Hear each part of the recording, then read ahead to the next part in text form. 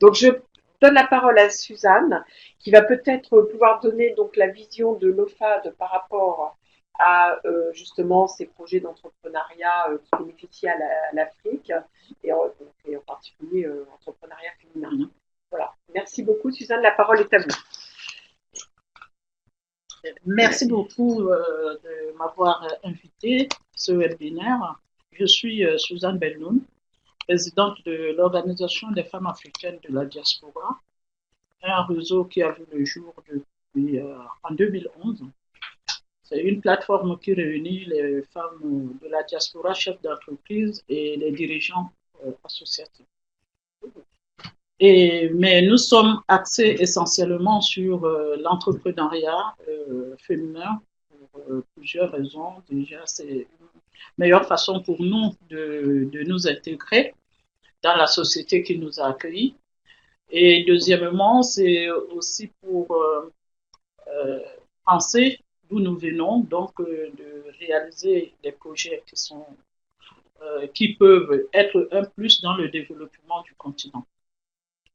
Euh, Parlant de l'entrepreneuriat féminin, particulièrement africaine, et plus précisément de la diaspora, déjà c'est un phénomène qu'il y a encore quelques années, on ne parlait pas, parce qu'il y avait un stéréotype de la femme de la diaspora, donc on ne la voyait pas entrepreneur.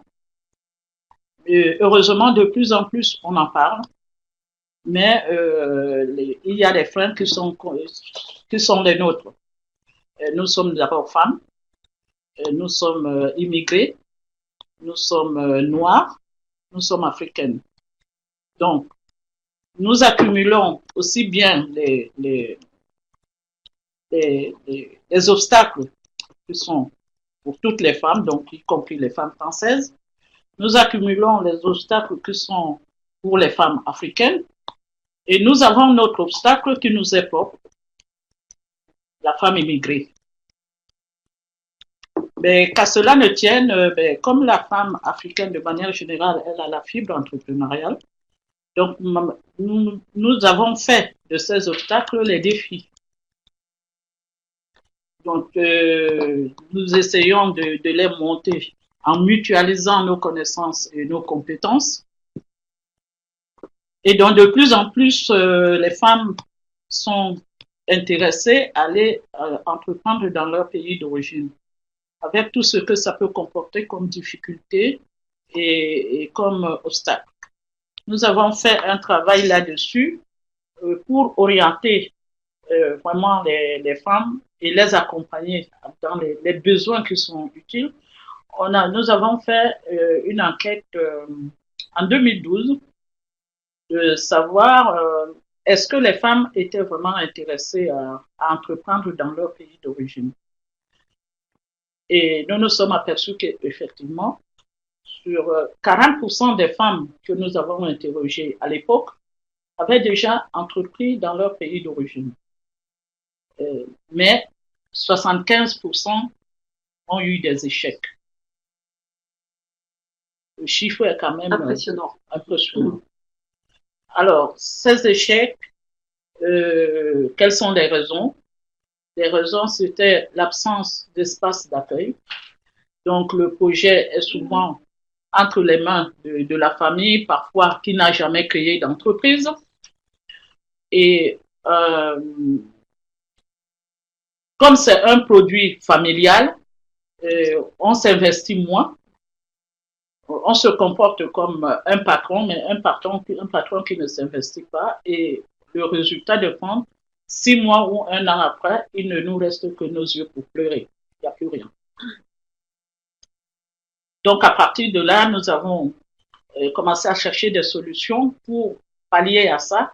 D'autant plus que dans ce sondage que nous avons mené, 80% des femmes qui avaient déjà connu des échecs étaient prêtes à recommencer. Donc, c'était encourageant pour nous de chercher à apporter des solutions, des réponses à ce phénomène. Voilà. Très bien. Bravo. Ouais, c'est des chiffres qui sont impressionnants. On les restituera dans le compte rendu. Hein. Bah, vraiment bravo, mais ça montre la résilience des femmes et leur persévérance. Alors, je vais peut-être reprendre une ou deux questions qu'on a eues par Internet, peut-être pour Odile et pour Suzanne. Alors, bon, on a beaucoup de questions sur des personnes qui ont envie de porter un projet. Donc, je vais peut-être en restituer deux ou trois. Alors, on a une femme qui se demandait, donc une femme de Côte d'Azur, qui est vraiment de la diaspora, je pense, qui se demandait quelle était la stratégie à mettre en place pour être leader en tant que femme. Qu'est-ce qu'on peut mettre en place? Et en particulier, donc, en ce qui la concerne, c'est avec un projet dans le domaine de l'immobilier et avec un réseau qu'elle a dans ce domaine. Alors, je ne sais pas exactement dans quoi consiste le projet, mais bon, voilà, qu'est-ce qu'on peut mettre en place pour devenir leader. Et puis après, j'avais d'autres questions, plusieurs questions sur, voilà, quelqu'un qui réalise des chaussures et des sacs à base de pagne et de perles qu'elle vend à des amis. Et en fait, elle aimerait être employée et s'enregistrer légalement. Comment faire? Elle est au Togo. Comment faire aussi pour exporter depuis le Togo?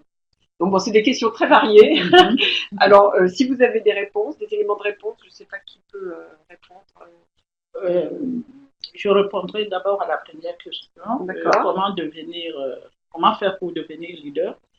Déjà, le mot leader, ça inclut beaucoup de choses. Leader en quoi? Leader dans son secteur d'activité ou leader parmi les femmes? La question est vraiment très vaste. Si c'est leader dans son secteur d'activité, c'est je pense que c'est le leadership personnel. Ah ben, si c'est pour le leadership personnel, c'est en fait, moi je suis souvent un peu sceptique quand on me dit on forme les leaders. Je crois que il y a une fibre naturelle. Voilà, on est leader ou on ne l'est pas. Bon, on peut réveiller en vous le leadership qui sommeillait. Donc, le coaching, l'accompagnement et tout ça, ça peut réveiller en vous parce que vous vous donnez les barrières, parce que vous êtes timide, parce que alors que vous avez une force qui sommeille. Mais sinon, je ne pense pas que en allant dans une école quelconque, tout, ce sont des actions qu'on mène qui fait de vous une leader ou pas. Ça n'engage que moi. Au niveau de la dame qui fabrique les chaussures et les sacs en paille, ils sont déjà écolos et puis des produits du pays. J'ai l'habitude de dire quand je vais en Afrique qu'on me pose ce genre de questions parce que toutes celles qui font des produits dans nos pays ont les yeux en Occident. Et je leur dis, mais l'Occident, tout l'Occident est en train de vouloir venir en Afrique. Vous cherchez à aller en Occident. L'Afrique, c'est déjà un grand marché. Très grand marché. Les produits comme ceux-là, il faut tout simplement que nous apprenions à valoriser ce que nous-mêmes nous fabriquons, que nous apprenions à consommer nos propres produits. Mais cette dame, elle a toute sa place dans le marché africain, le marché ouest-africain. Je ne crois pas qu'elle ait déjà fini de l'explorer. Il y a l'Afrique centrale, il y a l'Afrique de l'Est, il y a l'Afrique du Sud. Donc, vous trouvez des femmes qui sont entrepreneurs, qui n'ont jamais sillonné un autre pays d'Afrique, mais elles pensent à l'Europe. Où le marché est même compliqué parce que vous venez pour créer un besoin. Vous avez un produit qui n'est pas connu. Donc, vous créez un besoin et ça coûte très cher ce genre de marketing. Alors que dans le continent, qui ne connaît pas la paille, et donc, quand c'est bien fait, bien fini, moi, quand je vais en Afrique, je m'éclate. Acheter les produits locaux. Très bien. Donc, vive le marché africain. Donc, on continuera la discussion. Alors, ce que je propose, c'est que nous allons essayer de passer la parole à Canal+ à Ouagadougou pour donc nos deux intervenants du SIAD au Burkina, donc à Moumouni d'une part, du SIAD vraiment, et donc à une des femmes entrepreneurs aidée par le SIAD Burkina. Alors, je sais qu'on avait un petit souci avec le SIAD Burkina. Donc, est-ce qu'on peut vous passer la parole? Est-ce que vous pouvez reprendre le micro? Je vais annuler peut-être votre mise en silence. J'avais vu que vous aviez des soucis.